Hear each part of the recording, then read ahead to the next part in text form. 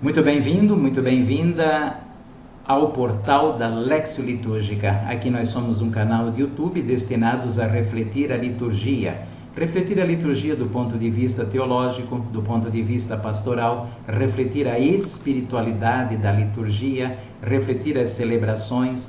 Aliás, sobre as celebrações, nós temos uma página, a página do SAL, Serviço de Animação Litúrgica, onde você encontra propostas celebrativas para cada domingo do ano e também para solenidades. Por isso, se você ainda não conhece a nossa página, eu convido que você acesse o endereço www.liturgia.pro.br. Lembre-se sempre que não é com, mas é pro, liturgia.pro.br.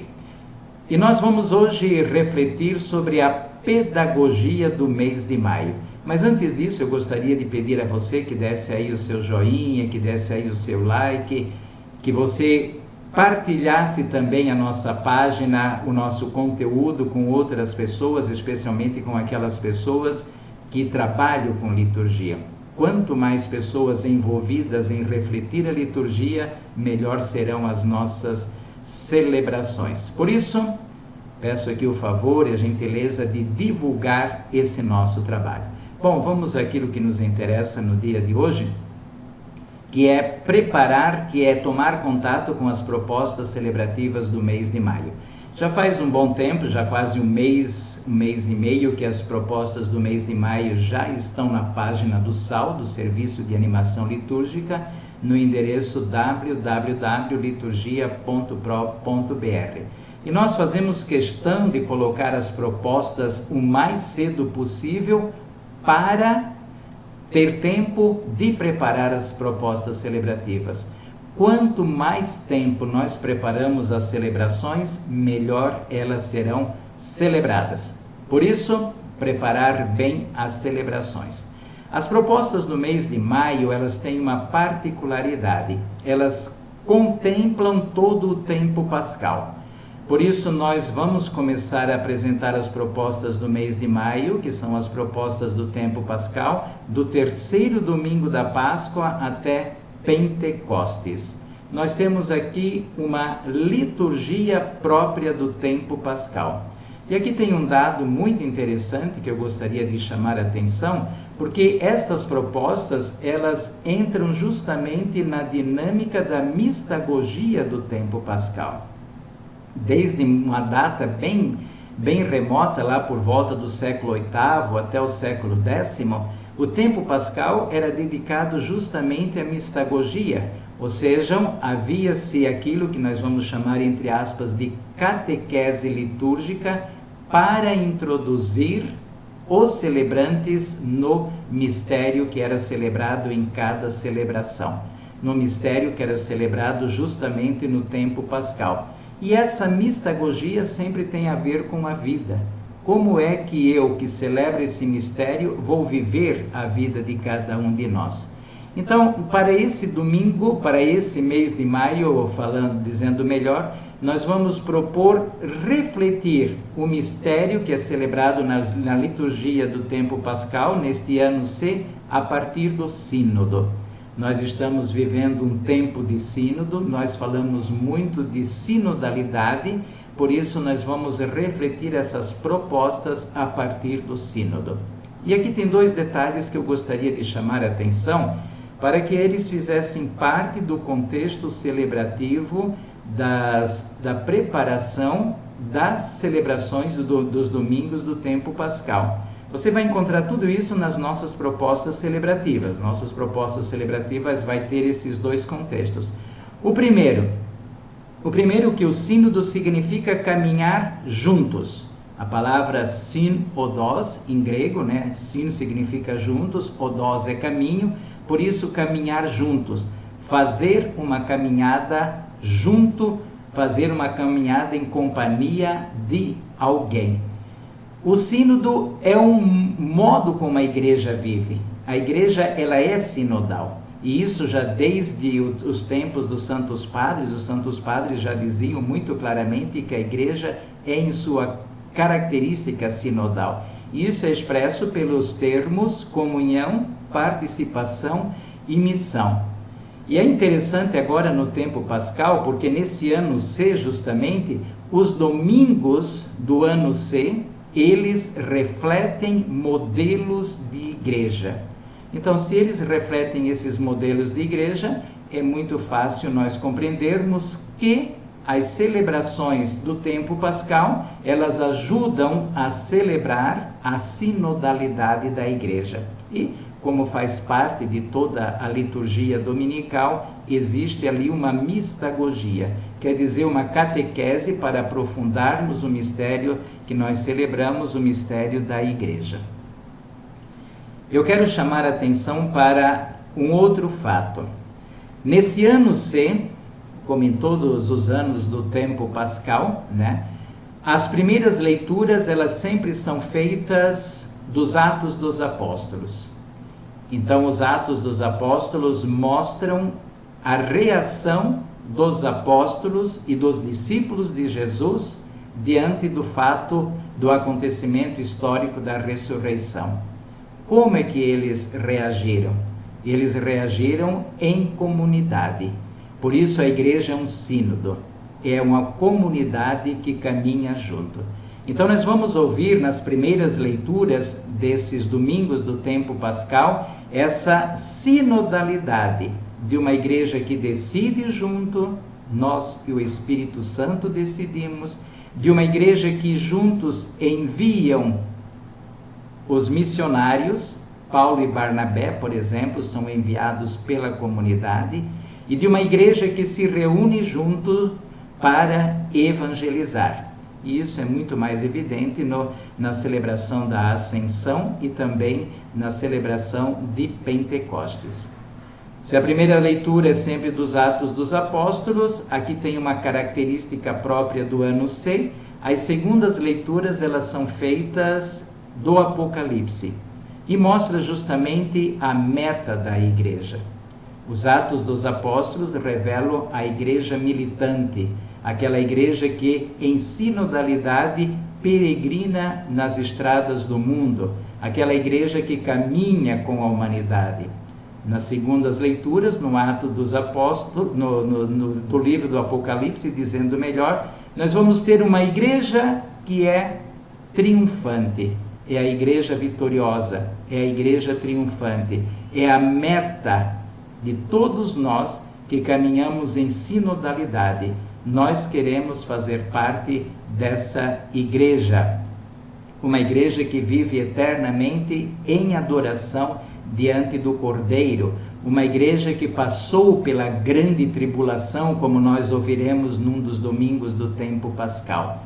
Essa é a igreja vitoriosa, é a Jerusalém celeste. Muito bem, dito isso, brevemente eu proponho alguns elementos da igreja. Eu gostaria de dizer que as propostas celebrativas do SAL, elas, para cada domingo, ela propõe um modelo de igreja. Não é um modelo de igreja inventado por mim ou inventado por alguém, mas que está presente no Evangelho. Então, na primeira leitura, nós temos a comunidade dos Atos dos Apóstolos, nós temos a comunidade reunida em sinodalidade. Na segunda leitura, nós temos a meta da nossa caminhada, que caminhamos juntos. E agora, cada domingo vai ter um modelo de igreja. No terceiro domingo, que é o primeiro domingo lá de maio, no terceiro domingo nós temos a imagem da igreja Barca de Pedro. Os discípulos e os apóstolos estavam entristecidos depois que Jesus desapareceu, né? Jesus tinha morrido, tinha desaparecido do meio deles, aí eles foram fazer aquilo que eles sempre faziam: eu vou pescar. Aqui é a imagem da igreja que durante a noite entra na barca e juntos, em sinodalidade, vão pescar. E passam uma noite sem pescar nada. Na manhã, eles encontram alguém na praia e esse alguém diz: joguem a rede do outro lado. Jogaram a rede e tiveram uma pesca fabulosa, uma pesca grande, uma pesca farta. A igreja Barca de Pedro, que se remar sozinha, sem ouvir a voz do mestre, não faz nada. ouvindo a palavra, ouvindo o evangelho, pesca uma grande quantidade de peixes. Vós sereis pescadores de homem. De que modo? Ouvindo o evangelho. O segundo elemento do terceiro domingo da igreja, do terceiro domingo, está na segunda parte da igreja, na segunda parte do evangelho. Quando Jesus diz para Pedro: Pedro, tu me amas, apacenta as minhas ovelhas. Jesus passa o pastoreio que ele tinha realizado até agora para Pedro. A igreja em sinodalidade não é uma igreja que caminha de qualquer jeito, não é uma comunidade democrática, não é uma comunidade espontânea, mas é uma comunidade hierárquica. Jesus passa o primado para Pedro, não em forma de poder, mas em forma de apacentamento das ovelhas. Apacentar é um termo que significa, na origem, levar para o pasto, levar para locais onde tem alimento, conduzir, pastor que caminha à frente para conduzir. É uma imagem bonita do sínodo, né? Nós caminhamos na igreja, nós caminhamos como igreja, nós caminhamos seguindo um pastor. Portanto, a nossa igreja não é uma comunidade espontânea, mas nós temos o primado no Papa, nos bispos, naqueles párocos, também nos párocos que dirigem a igreja. Uma igreja em sinodalidade, em comunhão, mas que é organizada na hierarquia. Então esse é o terceiro domingo da Páscoa, terceiro domingo da Páscoa, que apresenta a igreja Barca de Pedro. Uma igreja que ouve a palavra e por isso consegue uma pesca milagrosa. Uma pesca abundante, dizendo melhor. No quarto domingo da Páscoa é tradicionalmente domingo destinado ao bom pastor. E aqui é fácil de compreender que nós temos a imagem da igreja rebanho do bom pastor. A igreja é o rebanho do bom pastor. E aqui é claro, é nítido que o pastor vai à frente, o pastor conduz. Nós somos uma igreja que seguimos a voz do bom pastor, conhecemos o bom pastor. Essa voz do bom pastor é o evangelho. Hoje, esse pastoreio é transmitido à igreja, na pessoa do Papa, na pessoa dos bispos, na pessoa daqueles padres e párocos que estão à frente da comunidade. Então, é uma comunidade que caminha junto. Facilmente se percebe ali o sentido da sinodalidade. Não é uma comunidade que vai de qualquer jeito, não. Existe uma condução e existe uma voz que guia. E essa condução e essa voz é o Evangelho. É aquilo que nós dizemos na oração eucarística número 5. Caminhamos na estrada de Jesus. Sínodo, caminhar juntos. Juntos caminhamos na estrada de Jesus. O quinto domingo da Páscoa é o domingo do Evangelho do Mandamento Novo. Amai-vos uns aos outros como eu vos amei.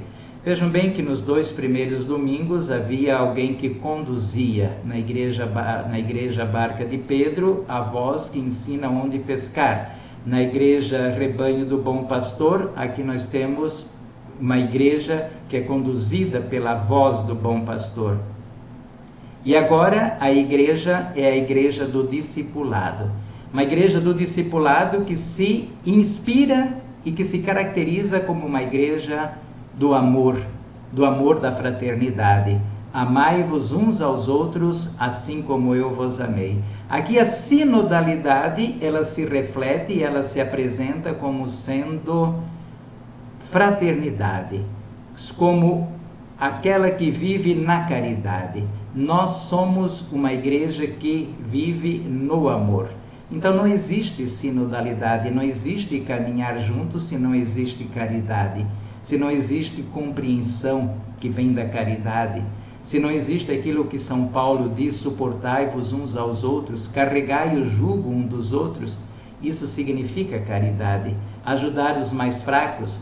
O Papa Francisco, numa de suas homilias, ele diz, a sinodalidade ela acontece às vezes caminhando na frente para mostrar o caminho, às vezes no meio do povo para alimentar a caridade e às vezes lá atrás para ajudar, incentivar ao caminho e não perder esse caminho de vista. Então, no quinto domingo da Páscoa, a sinodalidade que se manifesta em forma de caridade. Caminhamos juntos e um ajudando o outro fraternalmente.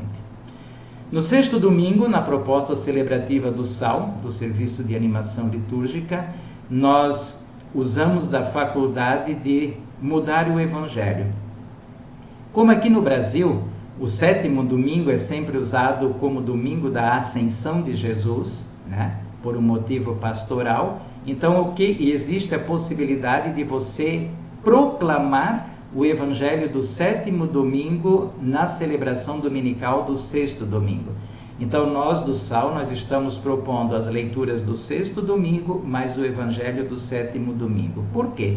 Porque o Evangelho do sétimo domingo proclama a oração sacerdotal de Jesus, com aquele grande desejo divino que é expresso por Jesus.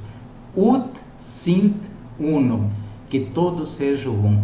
É o desejo de Deus, é o desejo de Jesus Cristo. Aqui a gente vê facilmente, né, a presença da sinodalidade. Jesus reza para que a igreja seja sínodo, seja um caminhar juntos, para que a igreja viva na sinodalidade pela unidade. Comunidades divididas não caminham juntas, cada um caminha para um lado. Aqui Jesus está justamente fazendo essa proposta. Portanto, você, quando tiver a proposta do SAL, do Serviço de Animação Litúrgica em mãos, você vai notar que nós mudamos o Evangelho justamente para dar continuidade a esse processo mistagógico da Igreja Barca de Pedro, que é conduzida pela voz do Evangelho, depois a Igreja Rebanho do Bom Pastor, que conduz em sinodalidade a Igreja, depois a Igreja do Mandamento Novo, a Igreja do Discipulado, que vive a sinodalidade na caridade, e agora a Igreja da Sinodalidade rezando juntamente com Jesus em favor da unidade. A desunião dos cristãos é um escândalo, a unidade é um testemunho do Evangelho. Depois do sexto domingo, nós temos a Ascensão do Senhor. E aqui existe a missão de evangelizar, né? E é muito bonito essa ascensão, perceber o mistério da ascensão justamente do ponto de vista da sinodalidade, né? Não existe um evangelizador isolado. Ele é sempre enviado pela comunidade. Ele sempre leva junto a comunidade que testemunha o Evangelho. Não existe um falar de Deus isolado, sempre acompanhado da igreja, né? Hoje a gente tem um fenômeno muito interessante que os sociólogos estão chamando a atenção, né? Que muitos influenciadores, né, de internet, de redes sociais, começam a falar de Deus. E outro dia alguém disse, o pastor da minha comunidade disse que não é bem assim. Um outro falou, o padre falou que não é bem assim. E ele respondeu, não me interessa, eu falo de Deus daquilo que eu sinto. Isso não existe. A igreja, enquanto sínodo, é uma igreja que fala de Deus, que evangeliza, enviado pela comunidade. É uma igreja que desce da montanha e vai para a planície para caminhar com o povo. Nós não fazemos uma ideia de Deus, nós trazemos o Evangelho de Deus, o Evangelho de Jesus Cristo. Assim como Jesus desceu do alto e veio para a planície e se encarnou na nossa vida, assim na evangelização, em sinodalidade, todos juntos, a igreja desce da montanha, não fica olhando para o céu e começa a espalhar as sementes do Evangelho na terra. É o que se chama teologicamente de enculturação. Portanto, aí a sinodalidade pela evangelização. E depois, o último domingo, que é o domingo de Pentecostes. Como eu falei, já está lá no mês de junho, Pentecostes, mas nós estamos fazendo tudo a partir do contexto mistagógico do sínodo, da sinodalidade da igreja. E nesse domingo de Pentecostes nós temos o grande protagonista da igreja. O grande protagonista da igreja é o Espírito Santo, né? Papa Francisco, quando abre o sínodo, ele diz, o protagonista do sínodo é o Espírito Santo. Se o Espírito Santo não conduzir a igreja, não existe sínodo. E aqui é muito bonito perceber, né, seja na primeira leitura do domingo de Pentecostes, como também no Evangelho, né, aquela dispersão. E de repente todos ouvem falar o Evangelho na mesma língua. O Evangelho provoca o sínodo. A evangelização provoca o sínodo. Todas as línguas, todas as linguagens, todas as culturas compreendem o Evangelho como a cultura do amor, como a estrada de quem caminha juntos na fraternidade, que nós vimos lá no quinto domingo da Páscoa. É o Espírito Santo que faz o sínodo e é o Espírito Santo que conduz a igreja em sinodalidade. Essas são as propostas celebrativas. Eu agradeço você se você acessa nossa página no endereço www.liturgia.pro.br. Agradeço também você se você ajuda a divulgar esse canal aqui da Lexio Litúrgica, né? Ajudando a ter mais assinantes e também mais pessoas interessadas em refletir a liturgia. Não deixem de baixar as propostas o quanto antes para quem é assinante e é usuário do SAL para preparar o tempo pascal à luz da sinodalidade da Igreja. Muito obrigado pela sua presença. Deus nos abençoe, guarde-nos de todo mal e nos conduza à vida eterna. Amém.